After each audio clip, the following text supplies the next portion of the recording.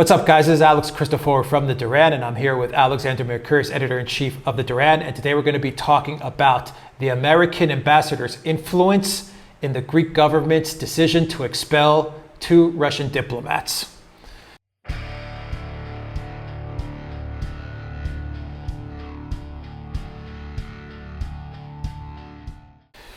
Alexander, we know the name Geoffrey Pyatt. You know the name very well because you covered the crisis in Ukraine quite extensively and quite thoroughly.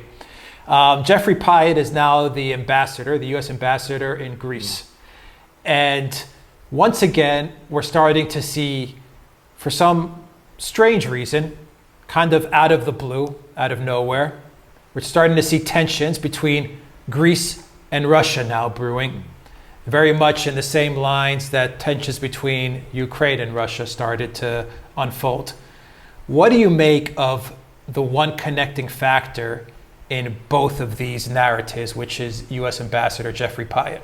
Well, I think it's a very ominous one because, of course, Geoffrey Pyatt is not just any ambassador.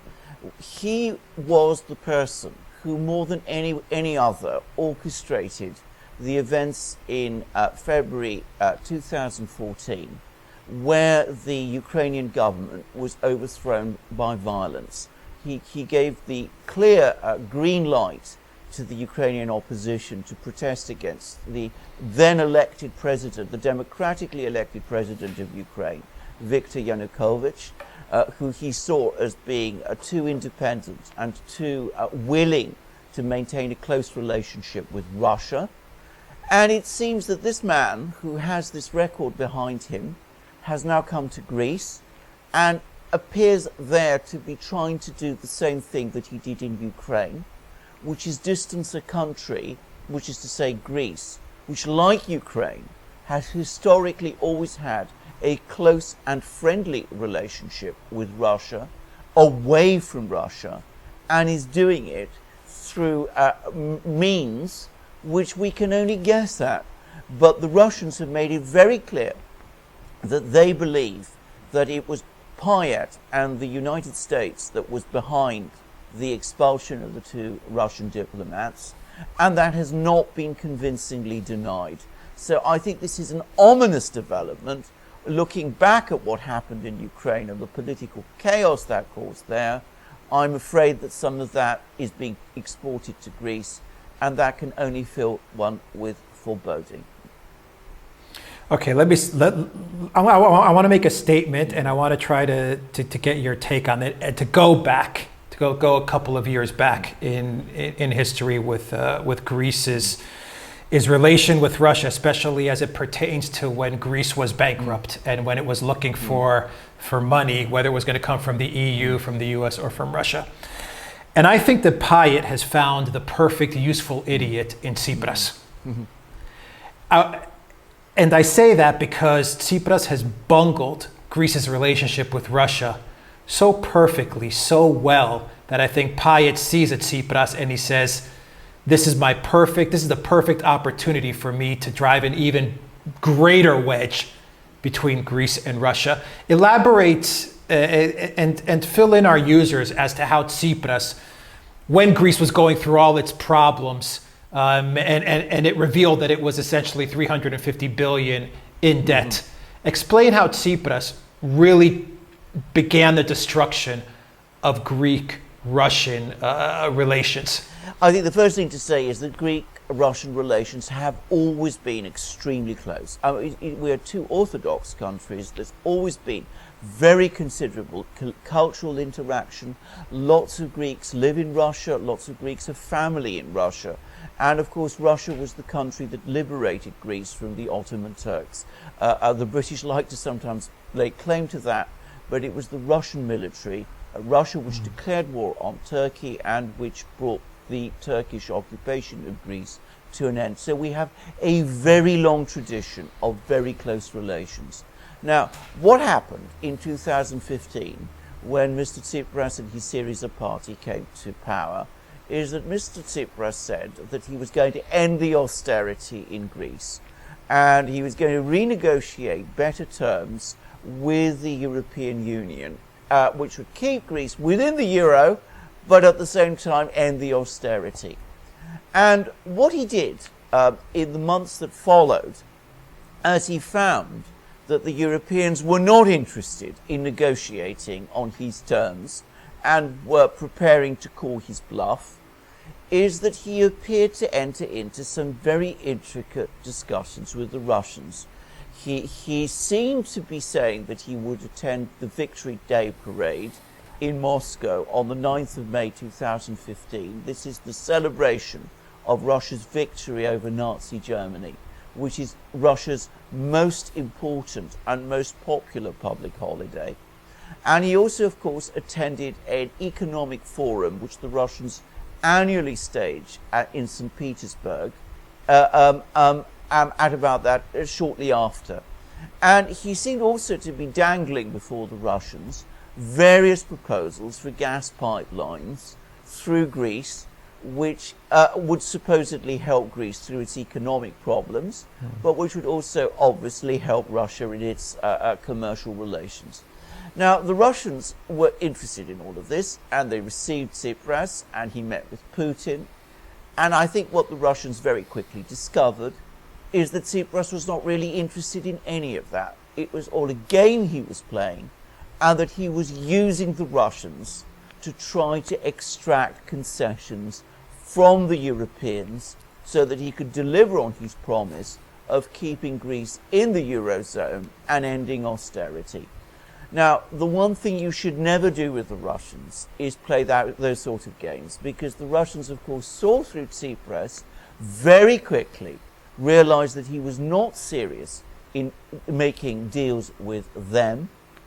That made them very mistrustful and very angry. And of course, from that point on, they have not had any trust in him. And to the extent that he was always the political leader in Greece who seemed to be the one who was talking for closer relations with Russia, it has made the Russians very skeptical about whether those closer relations between Greece and Russia will ever happen. So he not only destroyed his own credibility in Russia, he also, to a great extent, destroyed Greece's credibility in Russia also, and Greece is still paying that price. And I imagine you could also make the claim that it pushes Russia closer to Turkey and to Erdogan. Well, we now come to the price, because that is exactly what has happened. I mean, in 2015, when Tsipras was going to Russia, relations between Turkey and Russia were not very close. I mean, there were some contacts between the Russians and the Turks, but things had certainly not worked out between them. And then, of course, Russia intervened in Syria later that year. And for a time, relations between Turkey and Russia actually got very bad. But since then, what we have seen is a growing rapprochement between the Russians and the Turks. And that cannot in any way possibly work to Greece's favor, because it aligns Russia, this country which has historically and traditionally been close to Greece, and which, as I said before, liberated Greece from the Turks. It now aligns Russia closer to Turkey, and in fact we're starting to see growing commercial and political relations between the Turks and the Russians.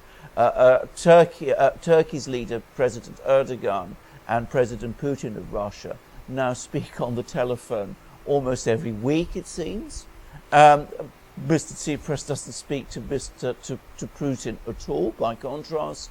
And we see the Turks increasingly involving themselves in various Russian-led institutions in the Eurasian Union, and of course buying arms from Russia.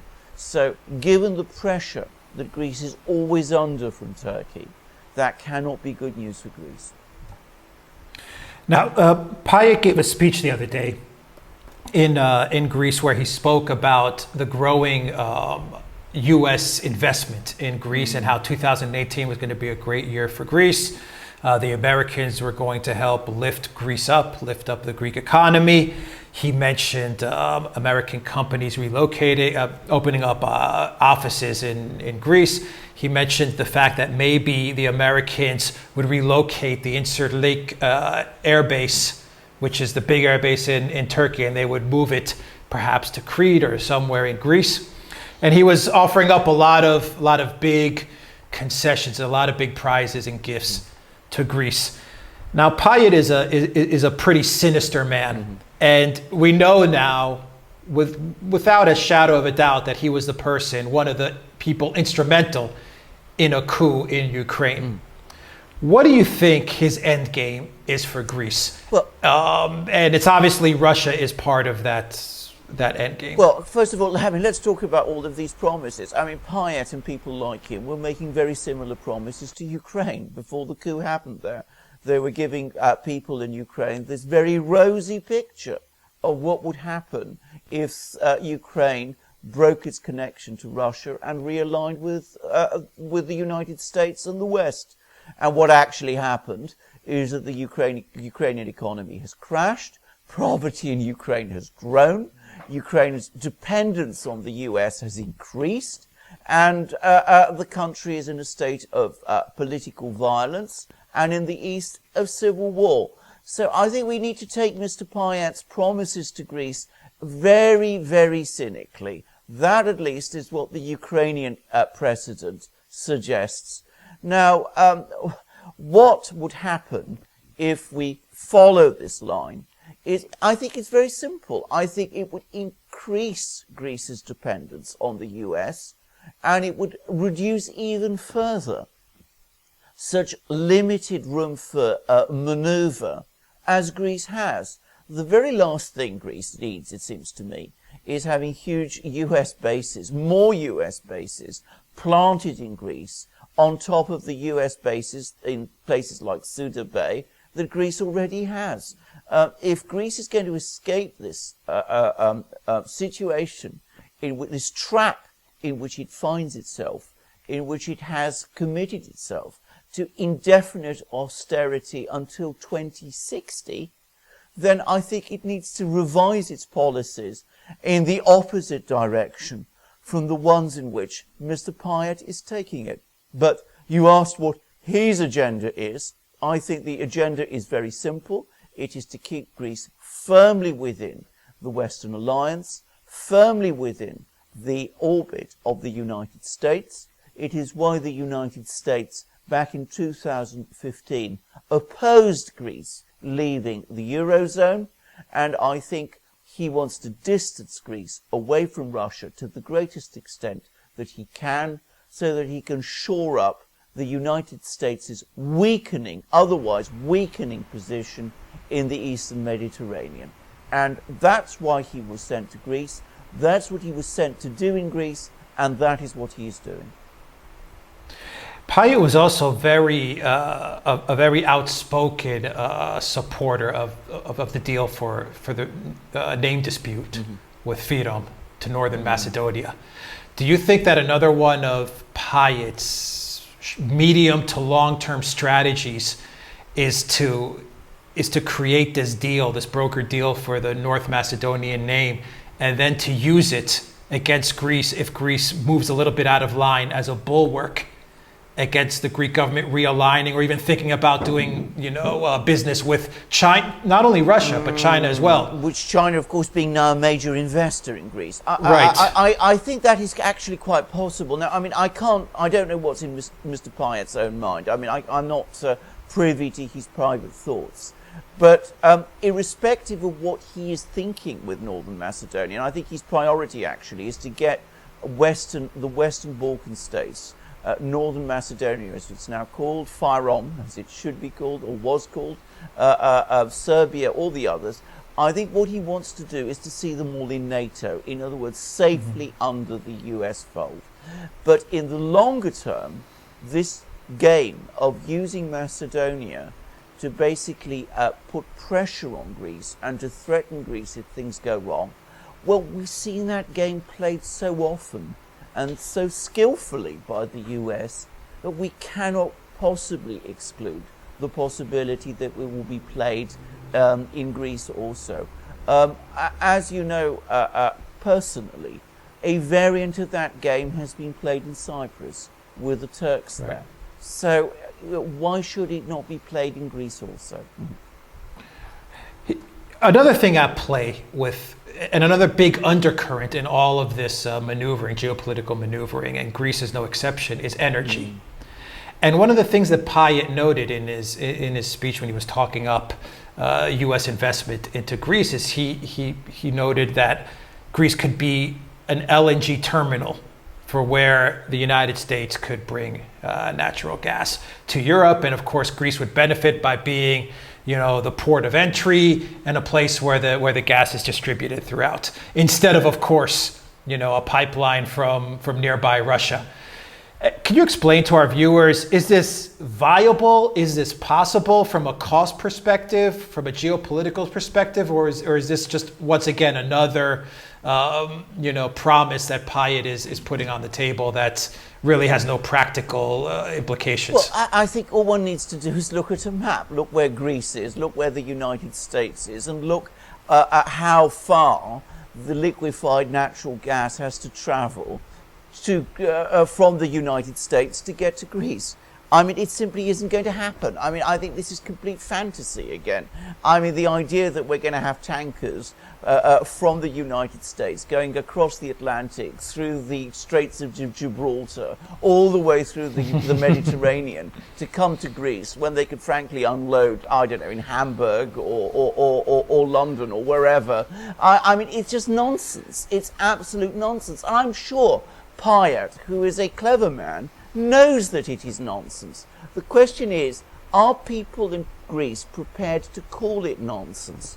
And I'm afraid there are lots of people in Greece who it seems are not, because you're absolutely correct in saying a pipeline from Russia, such as the one the Turks are, of course, already building from Russia, makes, economically speaking, and in energy terms, a great deal more sense. And going back to what happened in 2015 between the Greeks and the Russians, there was an agreement at that time to build a pipeline from Russia to Greece. And of course it never happened because Mr. Tsipras, as we discussed, went the other way. So, I mean, Greece lost the opportunity to have an actual pipeline built, and now we instead have these pipe dreams from Mr. Pyatt about liquefied natural gas coming to Greece, where we all know, anybody can see that isn't going to happen. Can you explain to us, before we finish the discussion, Alexander, how that deal was sabotaged between, I believe it was Greece, I believe Gazprom was the company that was involved in this pipeline to Greece. Can you explain to us the opportunity that Greece lost there? Yeah, I mean, what the Russians were basically offering Greece at that time was they were saying, look, we will build this pipeline to Greece. We're going to change to some extent some of our policies, because at that time the Russians were opposed to building pipelines across EU territory, and Greece is, of course, EU territory. But they said, we will build this pipeline. We will give you an advance payment of $5 billion, which Greece needed at that time, especially given that it was involved in negotiations. And at the same time, we will support you if you make an application for further funding on much more favourable terms from the Chinese-led BRICS Bank. Now, that would have given Greece money in hand, which it could then have taken to the Europeans at the time when Greece was locked in negotiations with the Europeans about the bailout. We're talking about 2015 now. And it would have put the Greeks in a much stronger position. Well, Tsipras turned all that down. He wasn't really interested in it. And, of course, the Russians became very angry because they saw that a proposal that they were putting down on the table, which would have given Greece money, and which would have put Greece in a much stronger position in the negotiations, was turned down. And I think the Russians have to have asked themselves, well, why? I mean, does that mean that ultimately Tsipras's loyalties are more with the US than they are with us, or perhaps even with Greece? And I'm sure that was a thought that passed through many people's minds in Moscow at that time. But that was the deal he was offered. Tsipras was offered. There were ministers in his government, like his energy minister at the time, Mr. Lafazanis, who were keen for it. But in the end, though an apparent agreement was signed, it was never honoured, and it all went nowhere, and it failed. And there is no chance, I think, certainly while Mr. Tsipras is around, that it will ever be revived.